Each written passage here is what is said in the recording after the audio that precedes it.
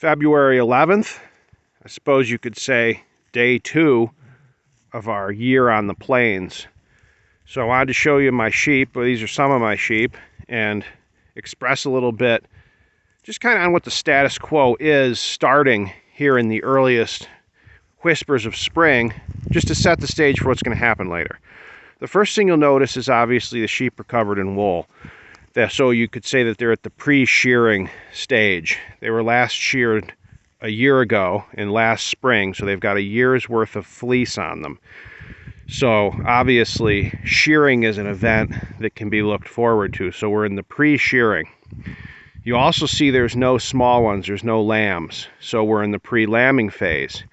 We put a ram in who isn't here right now around Thanksgiving time, and with a 5-month gestation, we will have lambs in late April to early May. So the sequence of events is essentially you want to shear typically in March, well before lambing, and then the lambs come considerably later in the spring. So a sheep's life is essentially a reproductive cycle. They have a lamb each spring, and they have a 5-month gestation, and of course they nurse the lamb all summer. So it's essentially a cycle of mating, gestation, lambing, nursing. Then the lamb is removed, and then they breed again, within typically a couple, 2 or 3 months after the nursing lamb has been shipped off. So that's pretty much a sheep's life. And it's interesting because you'll see they're eating on a hay bale, and it's worth discussing the grazing here. All that grass out there, which they've mostly consumed, unfortunately, most of that grew in August. So what we do here, a lot of things you're going to see in this video series are the reverse of anywhere else or counterintuitive.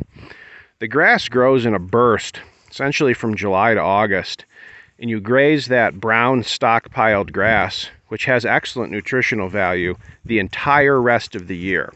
And in fact, the springs, unfortunately, it's wonderful if you can get some heavy spring moisture, but you don't always. So there's some years that the animals are grazing last August's grass into May, which is of the next year, which is not a good situation, but it's what happens. And I would say that typically the grazing here is better in November and December than it is in April and May, which is pretty extraordinary. I mean, the whole concept that you're supposed to be grazing like active, vegetally growing, green grass doesn't occur here. You actually kind of want to keep them away from it to some extent while it's growing. Let it grow up to, in some cases knee-high, and let it dry and petrify into hay standing, and then you can use that standing stockpile in some cases for a full 12 months. Now I'm feeding hay right here because I don't have enough land. We've got 7 sheep here. To go with little or no hay feeding for those 7 sheep, I feel that you would want 25 to 30 acres just for 7 sheep. I don't have that. I mean, I've got some permissions here and there, and I mean, I have some places to graze them, but I'm a little short of what I need. So for the time being, it's necessary for me to hay feed. I start hay feeding this year. I started hay feeding after Christmas, and God willing, if we get some spring moisture, you actually get some green weed sprouts coming up sometimes as early as March, and those are excellent feed. But if we don't get the spring moisture, you sometimes have to hay feed, right into May, which is not ideal. So anyway, this is just the status quo of the sheep: pre-lambing, pre-shearing. They're eating a little bit of last year's stockpiled grass. There's no new growth.